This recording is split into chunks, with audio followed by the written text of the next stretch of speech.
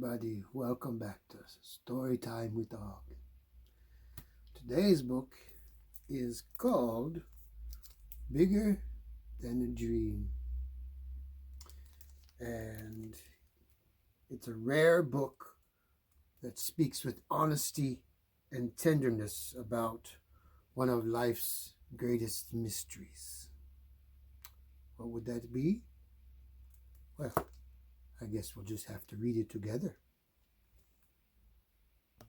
Alrighty, let's begin. Bigger Than a Dream by Jeff Aerts and Marit Tornqvist. I probably pronounced those names completely wrong. Forgive me for that. Oh my goodness, I had to pause the video for a minute because I had to sneeze like 700 times. You didn't want to hear all that. Anyway, let's get back to the book. Bigger Than a Dream. Oh, goodness.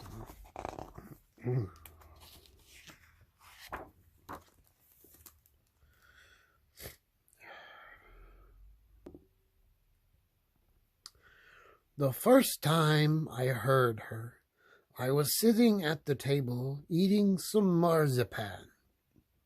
Suddenly there was a rustling in my ear. I tried to wiggle it out with my finger. After taking another bite, I heard soft whispering. I looked left at the clicking radiator and right at the aquarium, down at my bare feet and up at the cuckoo clock. The house was full of noises, but none of them whispered like this.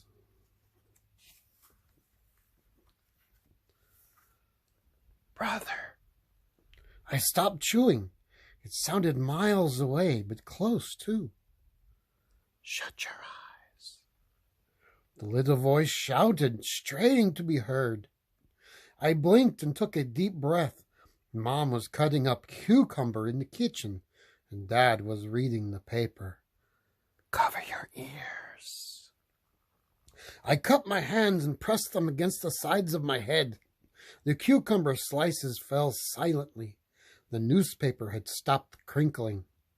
That was when I knew it was her. Nobody can call as quietly as my big sister. Her loudest scream is just a sigh. Her loudest yell no more than the breathing of a cat.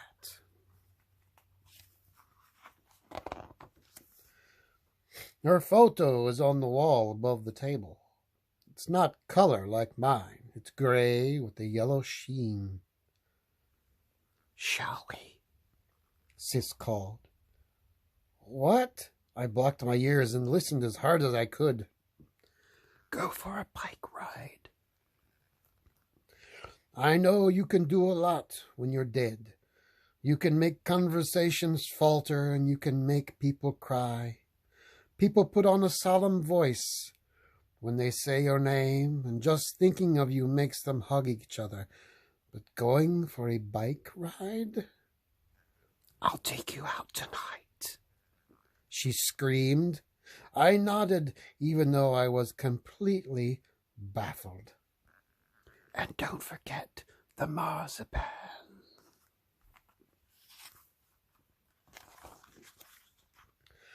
That night, I didn't fall asleep. I kept the marzipan hidden inside my pajamas. What's going through that mind of yours? Mom said after turning off the light. Am I going to die too? I asked. One day, but not yet. Does it hurt? Everything goes quiet, she said. Dying is like dreaming, but bigger.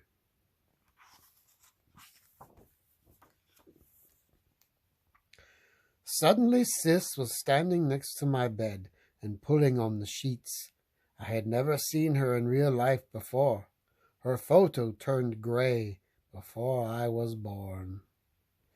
Get up, she said, her voice as loud as anyone else's now. It's time. There were so many things I wanted to ask her. Do you get hiccups when you're dead? Do you talk to yourself under the ground? Is it really quiet down there, or do you get music sometimes too?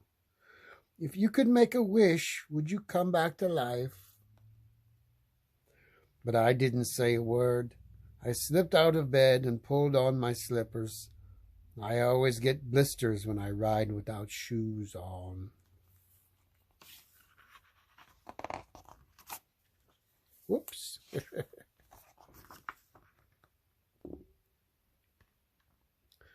There are 2 bikes in the shed. Sis took the bigger one. Don't laugh, she said. It's my first time. Haven't you ever ridden a bike before? I was too small, but I'm doing all right, aren't I? If you're dead, you don't need training wheels. I suppose not.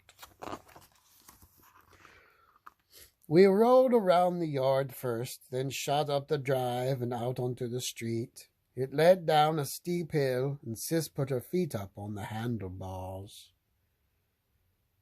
Isn't that dangerous? Nothing can hurt me anymore, she said, and stuck her hands up in the air too.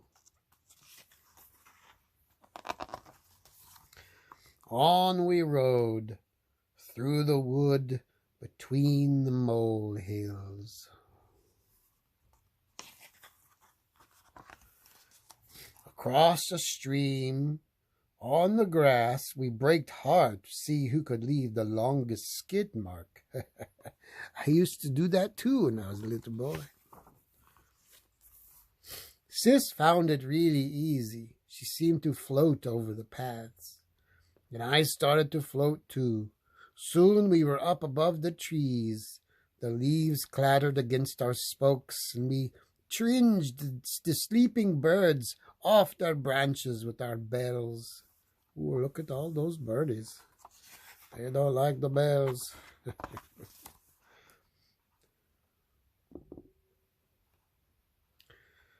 Above us, the moon was a lantern in the night. We tried to climb that high, but it took too long. And halfway up, Sis got a better idea. There's something I want to show you, she said, pedaling as hard as she could in the opposite direction. Oh, I wonder what it is. We followed a long path to a white church. Sis jumped off her bike and ran into the graveyard. I recognized the spot. Sometimes I went there with Dad to lay flowers.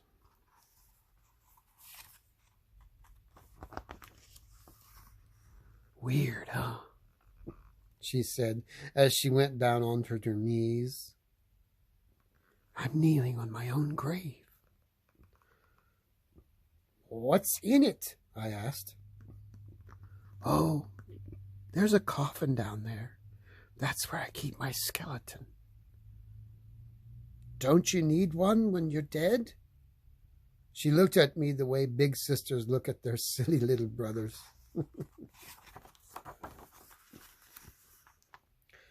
From the graveyard, we rode to the hospital.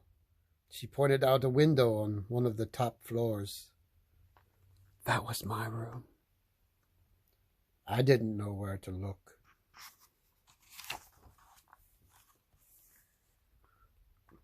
She took me to a park she'd once played in. There was a big lake with seagulls sleeping on posts.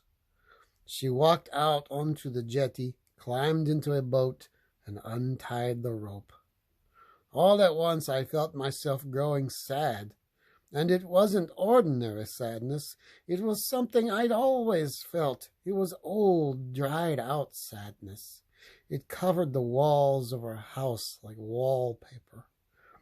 Sometimes you found it in Mom's soup, in the jobs Dad did around the house, or in a woolly hat for when it's cold. Yes, I know that sadness quite well. You coming? Sis called, swinging the oar so hard the boat rocked dangerously from side to side. I sat down next to her on the bench and pulled out the marzipan. This is something I've always wanted to taste, she said, breaking off 2 pieces. She put one on her tongue and the other on mine. Mmm, she said. And I said, mmm, too, and nothing else.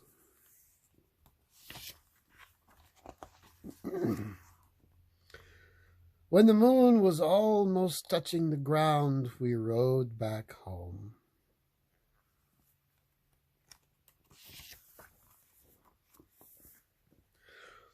We shook the wind out of our hair and patted the night out of our clothes, then climbed into bed together. Sis snuggled up against me. I wondered whether Mom and Dad would laugh or cry if they saw us lying here like this. I couldn't decide. We fell asleep with her stomach pressing against my back.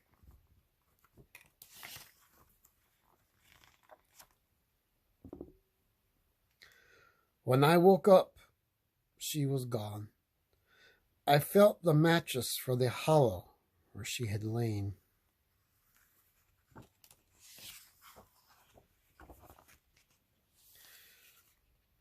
I saw Sis last night, I said at breakfast. Dad had put on some music, and the house smelled of freshly baked bread. Really? Mom asked. Yes, I said, and she was bigger than a dream.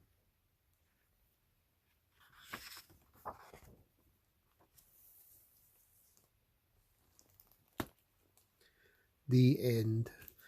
Well, that was a nice book. It was a little sad, I think. But, I suppose if you've lost someone you love, then you really hope that they're there. I wonder if he really experienced that with his sister, or was it a dream after all? Or, I suppose, it was bigger than a dream. Well, thank you very much for coming to Storytime with Dog.